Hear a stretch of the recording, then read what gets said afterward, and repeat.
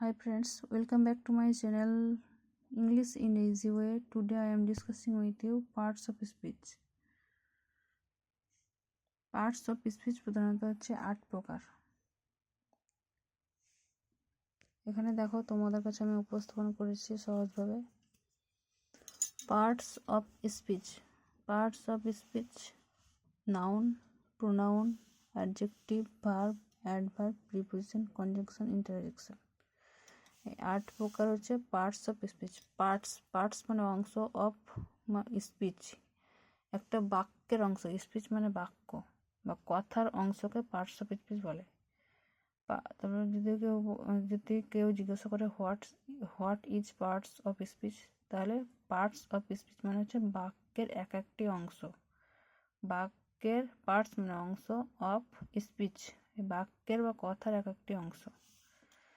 Noun নাম, যে ওয়ার্ডের দ্বারা কোনো কিছু ব্যক্তি, বস্তু বা স্থান বা কালের নাম বোঝাবে। অর্থাৎ noun is a naming word, মানে নাম বোঝাবে এমন তাকে নাউন বলে, যেমন রাম, করিম, কাউ, ডগ ইত্যাদি। তারপর হচ্ছে প্রোনাউন। প্রোনাউন হচ্ছে a pronoun used in place of noun. Pronoun কখন বসবে? নাউনের পরিবর্তে, না সবসময় নাম নাম নাম নাম এই নামের পরিবর্তে যখনই যেটি ব্যবহার করা হবে তখন সেটিকে বলে pronoun. A pronoun is used in place of noun, নাউনের জায়গায় বা নাউনের পরিবর্তে। আই, উই, ইউ, দে ইত্যাদি। এখানে দেখো রাম, করিম, কাউ, ডগ। এখানে আমি একটা উদাহরণ দিয়েছি। রাম ইজ এ গুড বয়। রাম হচ্ছে একজন ভালো ছেলে। এই রাম হচ্ছে একটা নাউন, আবার বয়ও একটা নাউন। তারপরে লিখেছি হি লাভস টু রিড। সে বই পড়তে ভালোবাসে। এখানে এই রামের জায়গায় হি মানে সে বই পড়তে ভালোবাসে, এটা হচ্ছে প্রোনাউন। তারপরে এখানে দেখো অ্যাডজেক্টিভ। নাউন বা প্রোনাউনের দোষ, গুণ, অবস্থা বা পরিমাণ বোঝায়, তখন তাকে অ্যাডজেক্টিভ বলা হয়।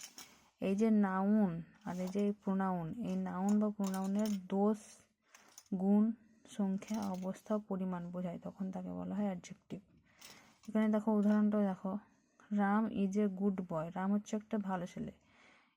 এ সংখ্যা, নাউনের সংখ্যা বোঝাচ্ছে এ, আর গুড মানে ভালো, মানে একটা গুণ বোঝাচ্ছে, এটা হচ্ছে অ্যাডজেক্টিভ। যেমন good much stronger two, two দিয়েছি, এখানে এ মানে একটি, এটা হচ্ছে অ্যাডজেক্টিভ। আবার ভার্ব, যে শব্দের দ্বারা কাজ করা বা হওয়া বোঝায়, যেমন am, is, are, was, were, have, has, play, read প্রভৃতি। এখানে উদাহরণটা দেখো, Ram is a good boy. ইজটা হচ্ছে কি? ইজটা হচ্ছে ভার্ব। আবার এই যে হি লাভস টু রিড, সে বই পড়তে পারে। এখানে লাভস এবং টু রিড এই দুটো হচ্ছে ভার্ব, তেওয়ালা ভার্ব। টু রিড তেওয়ালা ভার্ব, ইনফিনিটিভ ভার্ব। তারপরে অ্যাডভার্ব। অ্যাডভার্ব মানে হচ্ছে ভার্ব ও অ্যাডজেক্টিভকে বিশেষিত করবে। এই যে ভার্ব আর এই অ্যাডজেক্টিভ এই দুটোকে বিশেষিত করবে। যেমন স্লো থেকে স্লোলি, স্লো হচ্ছে অ্যাডজেক্টিভ, স্লো থেকে স্লোলি। কুইক থেকে কুইকলি, ফাস্ট, ভেরি ইত্যাদি হচ্ছে অ্যাডভার্ব। তারপর প্রিপোজিশন, নাউন বা প্রোনাউনের পূর্বে বসে, তার সঙ্গে সেন্টেন্সের অন্য ওয়ার্ডের সঙ্গে সম্বন্ধ বুঝিয়ে দেয়, তাকে প্রিপোজিশন বলে। প্রিপোজিশন এমন এক বিষয় যেটা বাক্যের মধ্য থেকে বাক্যের অন্য কোনো ওয়ার্ডের সঙ্গে সম্বন্ধ বোঝায়, যেমন in, one, into, from, of, for, etc. এইগুলো হচ্ছে এক একটি প্রিপোজিশন। তারপর কনজাংশন, যে ওয়ার্ড একাধিক ওয়ার্ড বা সেন্টেন্সকে যুক্ত করে, তখন তাকে কনজাংশন বলা হয়। কনজাংশন মানে হচ্ছে যুক্ত করা।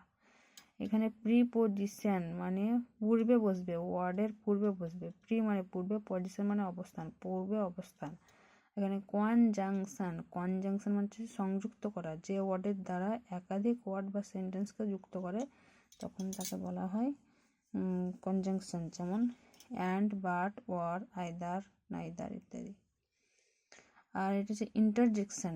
ইন্টারজেকশন হচ্ছে মনের আকস্মিক আবেগ প্রকাশ করে, যেমন alas, he is no more, hurrah, we have won the match, তারপর ও, হ্যালো, ব্র্যাভো, এগুলো সবই হচ্ছে এক একটি ইন্টারজেকশন, ওয়ার্ড, ইন্টারজেকশন। তো এই হচ্ছে আজকের পার্টস অফ স্পিচ। আশা করি তোমরা ভালোভাবে বুঝে নেবে। সুতরাং পরবর্তী ভিডিওর জন্য অপেক্ষা করো। Tata, bye bye.